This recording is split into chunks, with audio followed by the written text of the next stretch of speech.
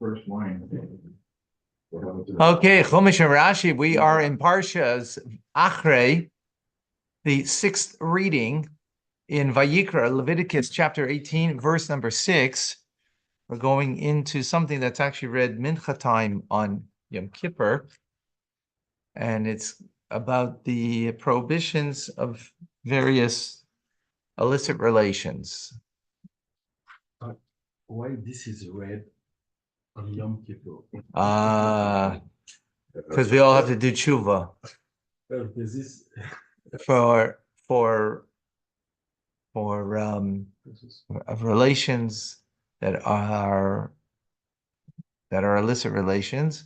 Now there's here we're going to learn the biblical law of it, but even to have a thought of someone is something that one has to do tshuva, right? For a man to have a pleasure from another woman, to have the pleasure doesn't mean that you don't perceive someone's, but to have pleasure from another woman is a sin. When you say another woman, that's not your wife. To have pleasure from her, that how beautiful she looks, to have pleasure from that. But if you're not married, so if you're not, so then that's only, or not to have the pleasure, but then that's only in order to get married. So you can see, is that person pleasing to you? But there's a difference between pleasing and having the pleasure thereof. And it doesn't even mean something illicit. What if we can't get married? It's selfish. We can't. Why? Well, anyway, that's a different, that doesn't matter. You still can't have the pleasure of another woman. Imagine people live this way, how we would not objectify women. Exactly. Right? We wouldn't objectify women the way they are in society today. Right? So the pleasure doesn't mean that means if you invited to someone's home and they give you nice food and you say, thank you very much for the wonderful food that you gave me on Shabbos. That's appreciating their food, right? And appreciating them. It doesn't mean you don't appreciate. We're talking about having your satisfaction, your pleasure of them. It's wrong. It's just it's using somebody else. They're an object. They become an object. They become an object, right? I'm agreeing.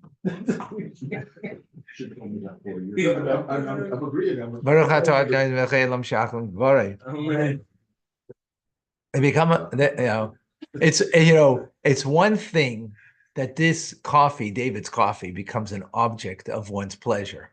Oh, right. Even that is something that we have to work on ourselves, right? That the coffee isn't an object of pleasure. It's an object of service, of purpose, not of pleasure. But you enjoy the coffee, not that I drink coffee, but one enjoys coffee. Oh, no, that's not its purpose, is your enjoyment? Is that its purpose? Is that its purpose? You get a satisfaction from drinking. I said, is that its purpose? So what is it? The coffee for me, it's a little wake-up call. Oh, well, no, one second. No, we're not talking about now. That's functional. Talking about your intent. What is right? Is this now? Let's be honest. I enjoy good food rather than food that's not good, right? But that being said, I'm also aware that that's not its purpose. Purpose for you, right? So the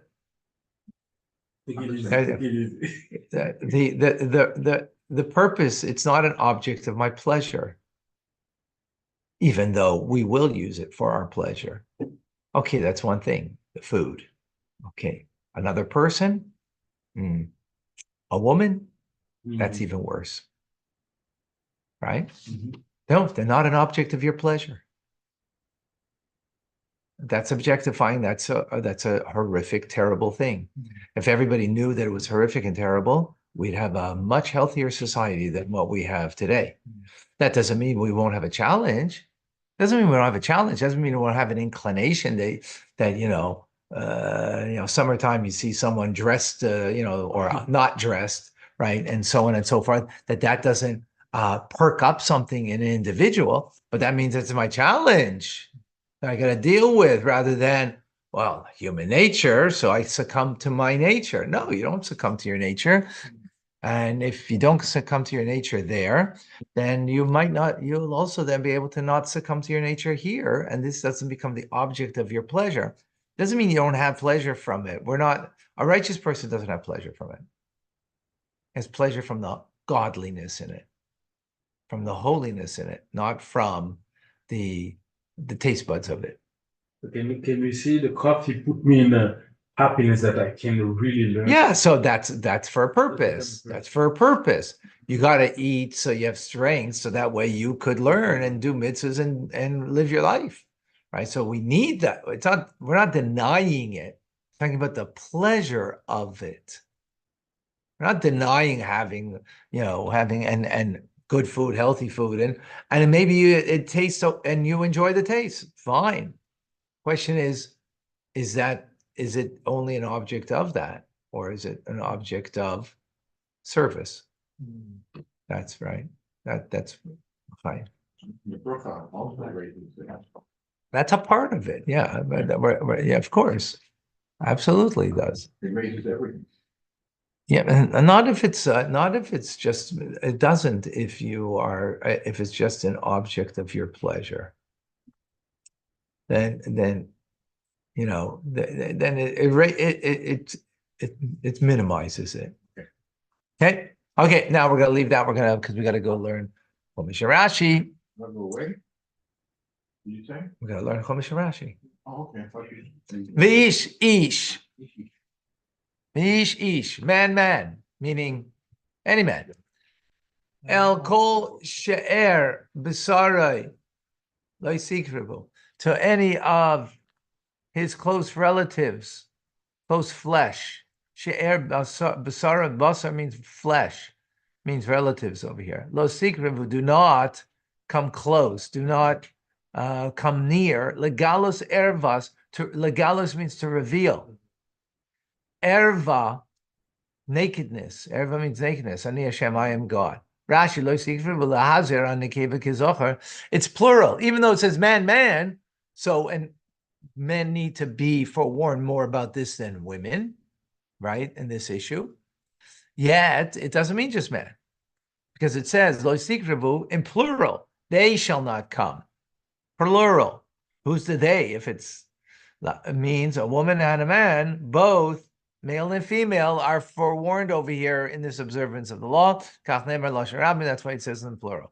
Ani Hashem, I am Hashem. Why would it mean I'm God? Obviously, we know you're God. Thank you, God, for announcing that you are. No, he's faithful to pay reward if we don't fulfill these positive commandments. Also, the one who saves himself from sinning, he will be rewarded.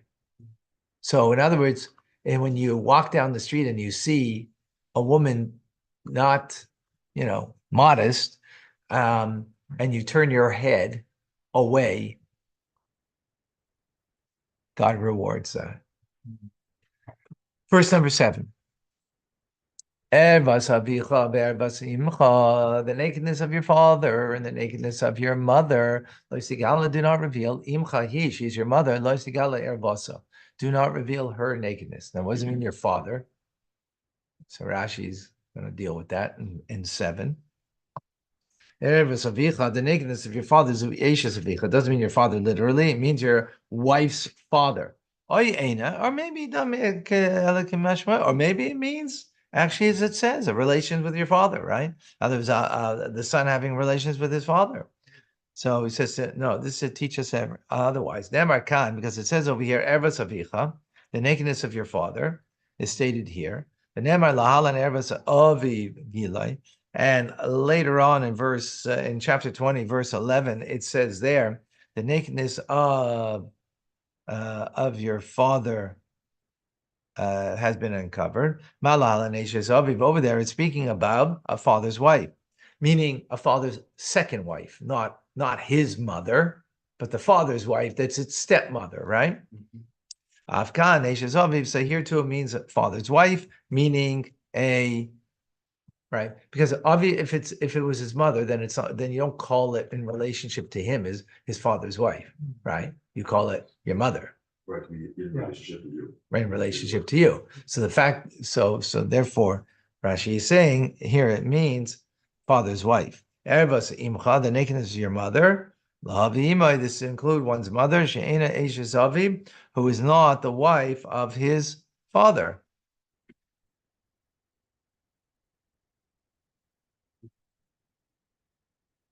In other words, she was received as a result of rape or seduction.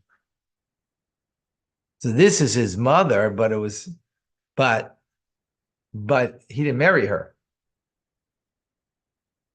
The father didn't marry, the rapist didn't marry her, right? So it's his mother, and he's being raised now by his father. Being raised by his father, let's say, right? With a different wife, not his mother, right? That we already dealt with, right? In the first. So now he never married her. So he might, well, so relations with her is no, she's your mother, right? Even though she's not raising you, even though she's not, but she's your biological mother. Okay, got it? Number 8. Please stay very focused because it's very nuanced, okay? Very nuanced, and please try not to add anything to what we're learning. Try to just get what we're learning. That will be itself an accomplishment, okay? Ervas eishes avicha lo sigala. The nakedness, ervas again is a nakedness, right? Of your father's wife, lo sigala, do not reveal. Ervas avicha, it is your father's nakedness.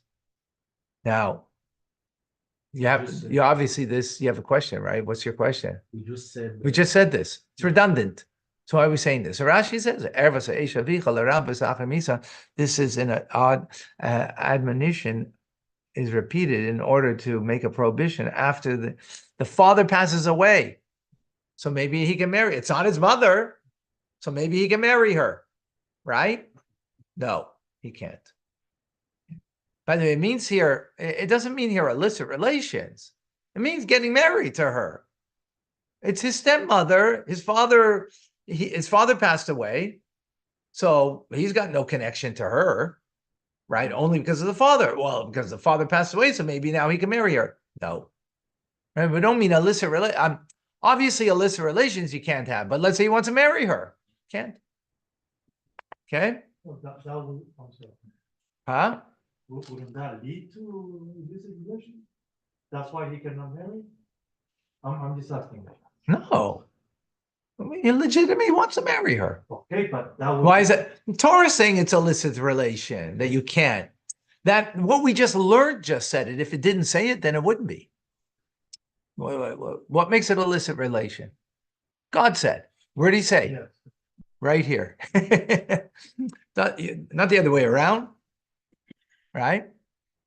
Otherwise, it wouldn't be an illicit relation.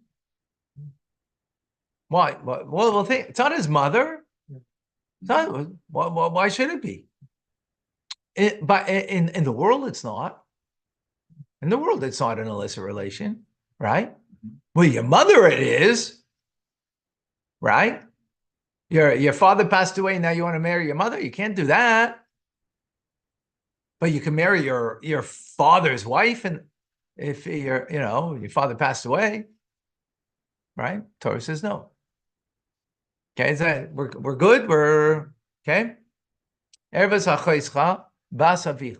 Now another prohibition: the nakedness of Achrei, of your sister, Basavicha, the daughter of your father, right? Or Basimecha. In other words, not of a father that married has a different mother, a different wife now, right?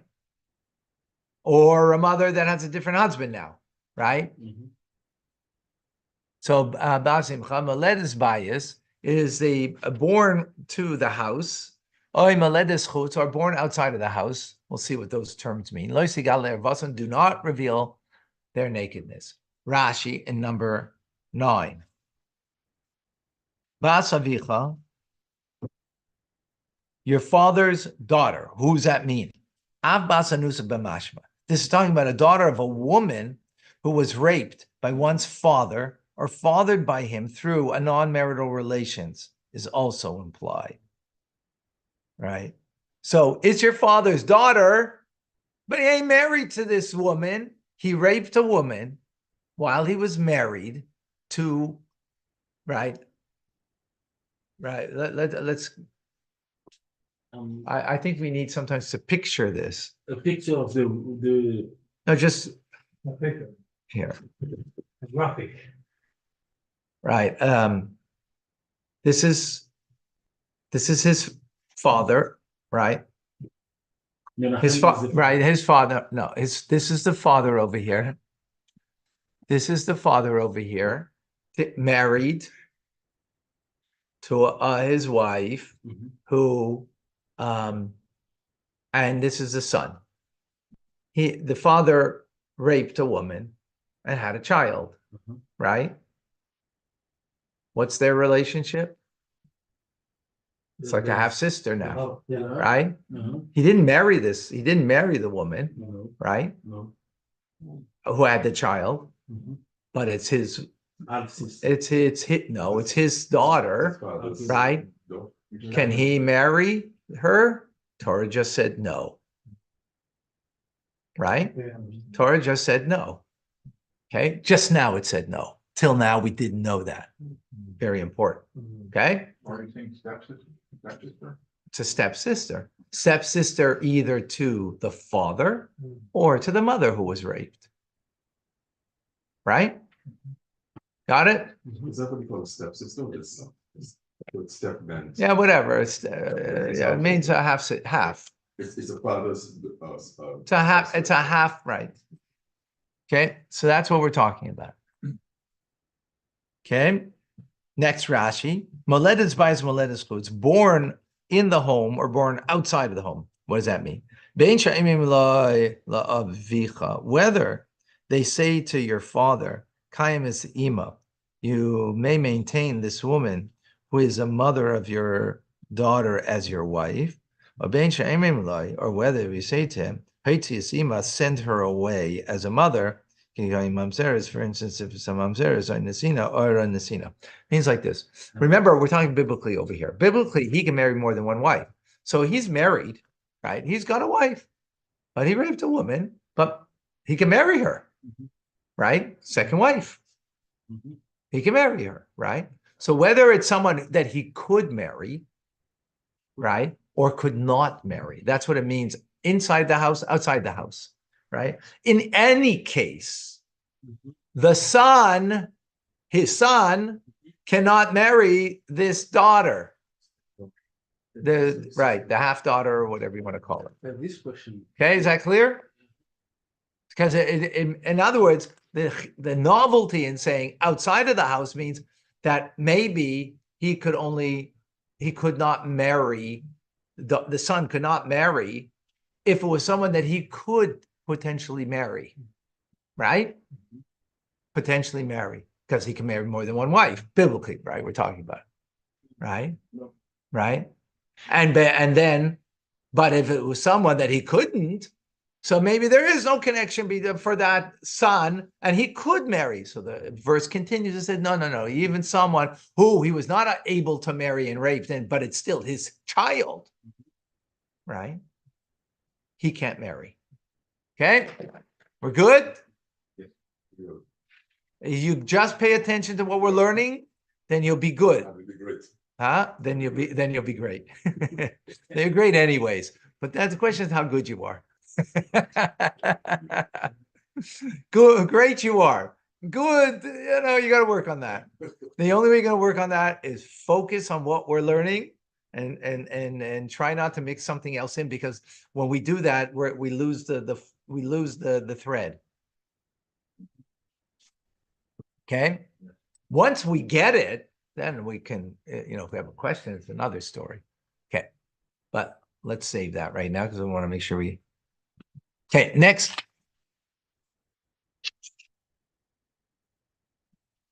Okay, Ervas Bas Bincha, the nakedness of your son's daughter, or Bas Bitcha, or your daughter's daughter, right? Which makes them grandchildren. Loisegala, do not reveal Ervasam, their nakedness, Ervasam, Ervascha Hena, because they are your own nakedness. Let's see Rashi.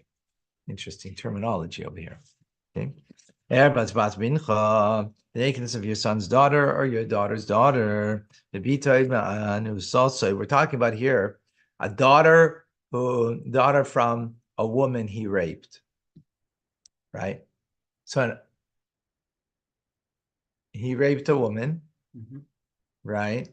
Or from any woman whom he is not married. The verse is speaking about your daughter's daughter. So now he raped a woman. That woman had a daughter. We're not talking about him. The previous was about the son marrying that daughter of his. Now we're talking about a granddaughter. Okay? Nishte from his wife are forbidden. We learn from this. Ervas isha obita, the nakedness of a woman and her daughter, shenemar behen, as it says, Valoy Sigala, do not uncover, Vein she mimenu, whether she is the woman's daughter from him, Vein she ish acher, or whether she is the woman's daughter from another man. So, okay.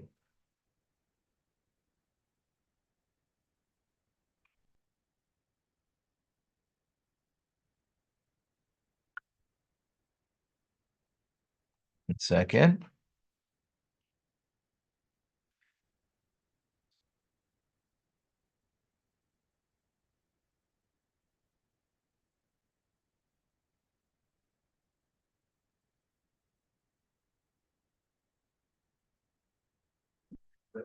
Step granddaughter.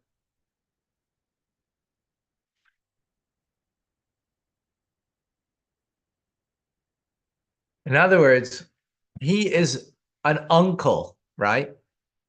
He's an uncle to her, right? We're not talking about this. He's an uncle.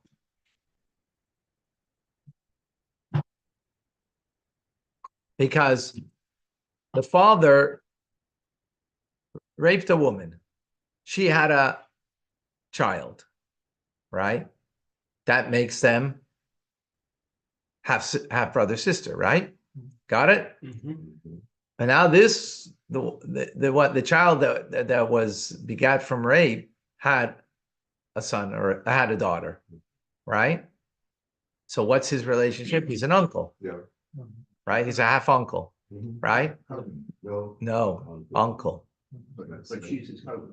No. No. My sister's Pay attention. child is- Yeah. Your sister's child is your uncle, So, yeah. Yes. right? Yeah. So we're talking, right? So he's an uncle, forbidden.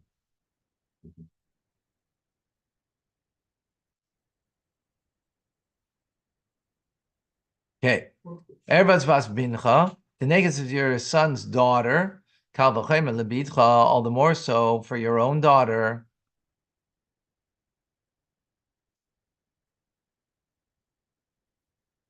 Your own daughter, meaning the daughter of your daughter who was conceived as a result of rape, right?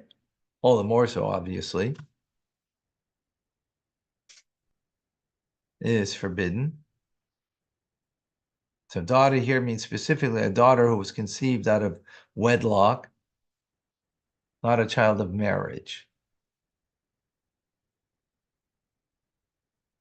So, since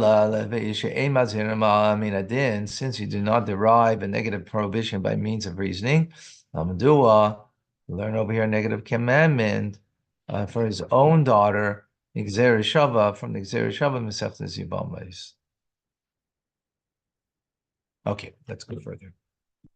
11. Ervas bas eishes avicha moledes avicha.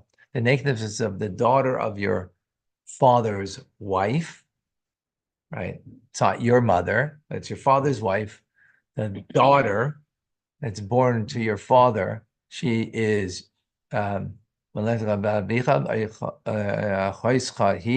she's your sister. Do not reveal her nakedness. So this sounds repetitive, no? We said this, so let's see. Rashi, the nakedness of your father's wife's daughter. Lima, this comes to teach us, he's not liable for punishment. For his sister born, mishpacha from a Canaanite slave woman, Menachris. I'm sorry. Not liable for punishment. For his sister is born from mishpacha from Mishivcha, rather, from a Canaanite slave woman, or Benachris, or a non-Jewish woman. Because it says, Maledes chutz, outside the household, means, they say to the father, send her away. Yochel, I might think that applies to Mishivcha Benachris, to a Canaanite slave or a non-Jew. That means, therefore, that's why the verse says your father's wife's daughter, to imply the prohibition applies only only for a daughter who is fit for marriage. Okay, this is a bit complicated. Let me try to explain simply. If you had an illicit relationship with a Canaanite slave, a non-Jewish slave, or a non-Jew, right? That's not what we're talking about, right? Because first of all, the child that's begat from that isn't Jewish, right? And if that child now converts, he could marry her. He could marry her. It's only applying to someone who's fitting for him, to the father, to marry. Is that clear? No. No? What's not clear? We have a prohibition. You can't marry your father's wife's, who's not your mother, Right. her daughter. Right. So what is that coming to tell us over here? That's only for someone he could be married to. He cannot be married to a non-Jewish slave, or to a non-Jew, right? Which means that if he did have a child from that person, right, and that daughter now converted, he could marry her. There's the prohibition there. Okay? Not a loophole. We're knocking a Chinese loophole, not a loophole. The relationship is, you're not allowed the relationship. I'm not talking about allowing relationship or not. The relationship is not, if you can't look at a woman and have pleasure from her, forget about having illicit relations. You can't look at her and have pleasure from her. That you're not allowed. You're not allowed. Period. Period. Got that? We're not talking about here. We're talking about here after, can you marry this person? We're not talking about having illicit relationships. Is this a relationship that I can have legitimately? So we just learned that that daughter who came from the non-Jew, who's not Jewish, and then converted, you could. Right, so that's a qualifying factor. So they would have converted. Obviously, because otherwise you can't have a relationship with that person. Okay, question. This lady, when she converted, is she Bene Abraham or Bene your father? No, Abraham. She's not Jewish. Bnei Abraham, Yitzchak, Yaakov. It's Sarah, Rivka, Rachel, Leah. Yeah. It's a convert. Okay, she's never gonna be seen she's never gonna be seen as the daughter of the Jew. No. Okay. Not in a halachic, I mean, sense. in a biological sense, but not in a halachic soul manner. Which is a new soul. Okay. Yeah. Okay.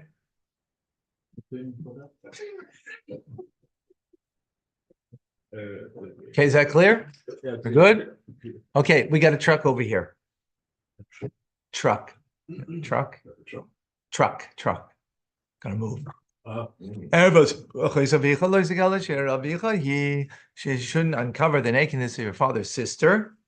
She is a close relative to your father, right? That's your aunt. The nakedness of your mother's sister do not reveal. Who's that? Your aunt. She is a close relative your mother of your mother. The nakedness of your father's brother, do not reveal. El Ishtai, Sikra, the Dospahi, I'm clear to her because she is your aunt, right? But here's an aunt that married into the family, right? Before was an aunt that was of family, right? So she's an aunt-in-law.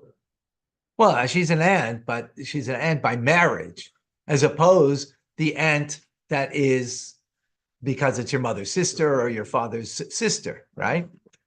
Biological, exactly. Rashi, it means to come close to his, right? Mean his nakedness.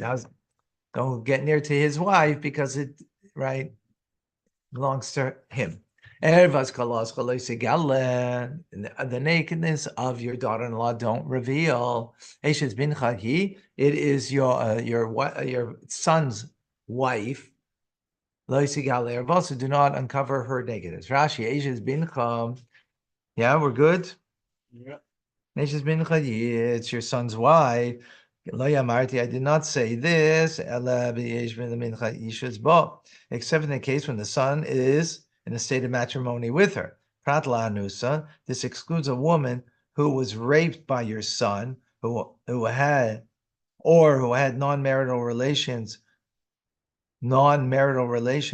with him in any way, the shivcha, or a Canaanite slave woman, right, with whom the son had relations, v'nochris, or a non-Jewish woman, but he had relations. In other words, that's similar to what we learned previously, right? Yeah.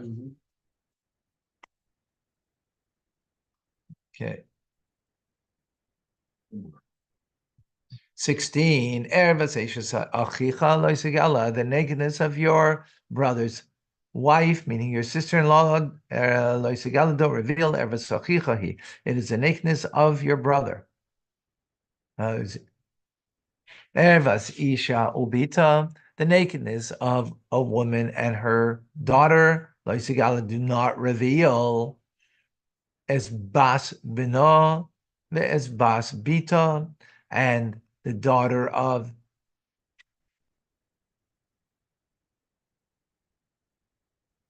right. So you shouldn't take in marriage her son's daughter or her daughter's daughter.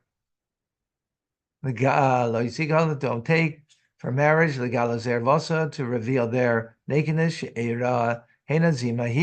It is a to uncover her nakedness. It's a close relative, and this is evil counsel. Rashi in 17, the nakedness of a woman and her daughter. This verse is making forbidden only through the marriage of the first one, meaning the prohibition referred by the verse applies only when you are married to the mother. That's why it says don't take.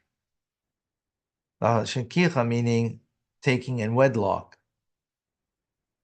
Initially, the verse is saying the punishment for the prohibition in our verse is saying, Asher yikach es isha ves ima, that you would take a woman and her mother using lashon kicha, an expression of taking in wedlock, aval anus isha, but if a raped woman or had another non-marital relations with her mutalisa bita, he'd be allowed to marry her daughter if she is not his own. So what are we talking about over here?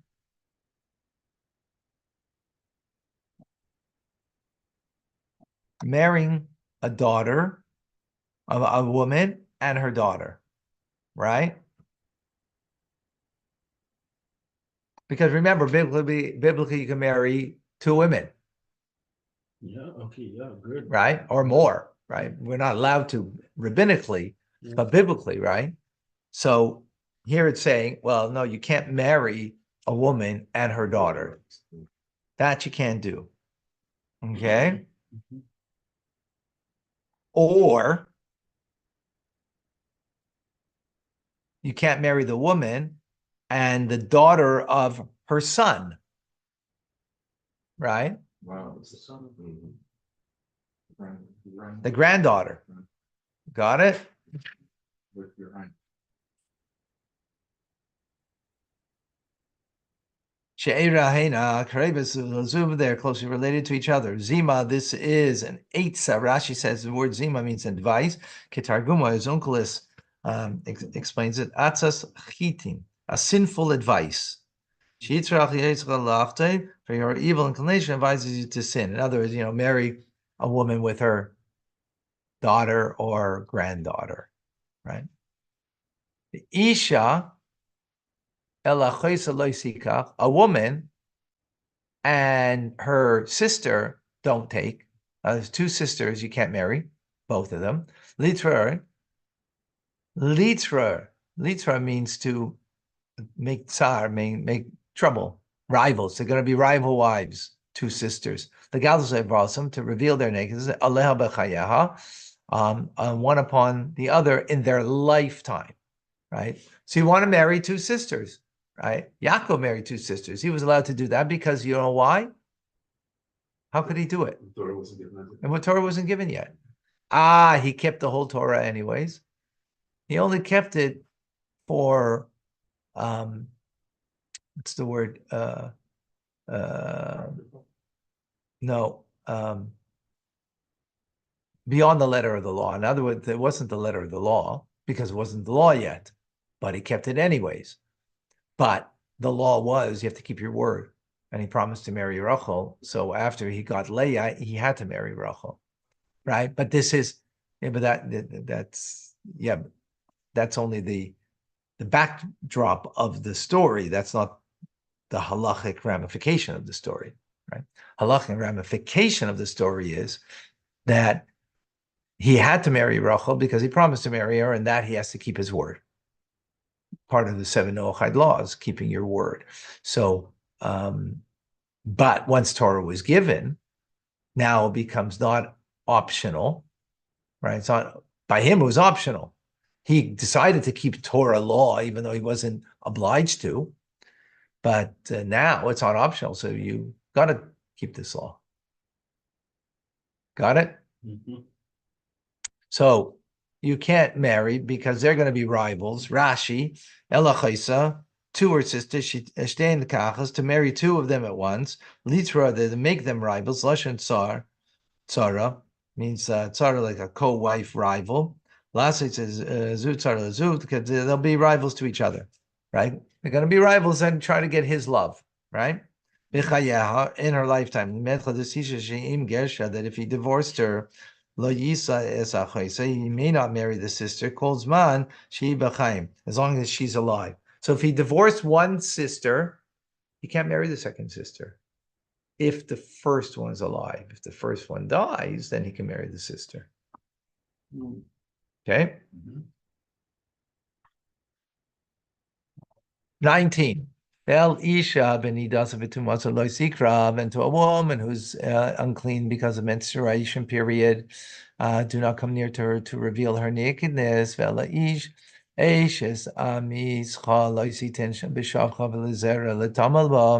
And do not lie carnally with your neighbor's wife to become defiled by her. Okay, we actually finished. Now I don't know why this comes in over here. And from your seed you should not give to the pagan worship of Melech, called Melech. Hashem, do not profane the name of God. I am God. Rashi, the Melech, to Melech, this is the name of the pagan worship. Avodah Zarah, this is a pagan deity. Shishma Melech, as its name is Melech. Zuhi Avedasa, and this is its worship.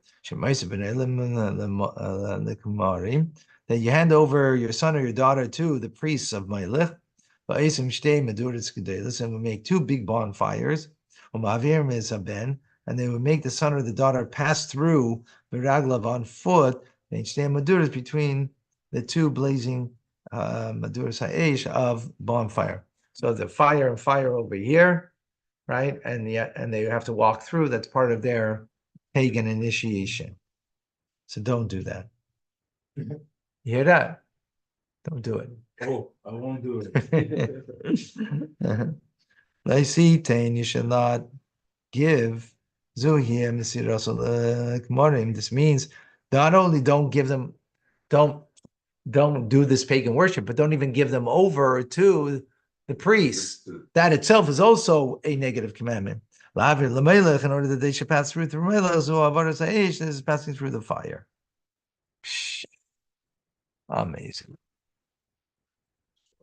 The ages were different then. They can have a child at 16 or 17. Okay, Got we'll married see you. early.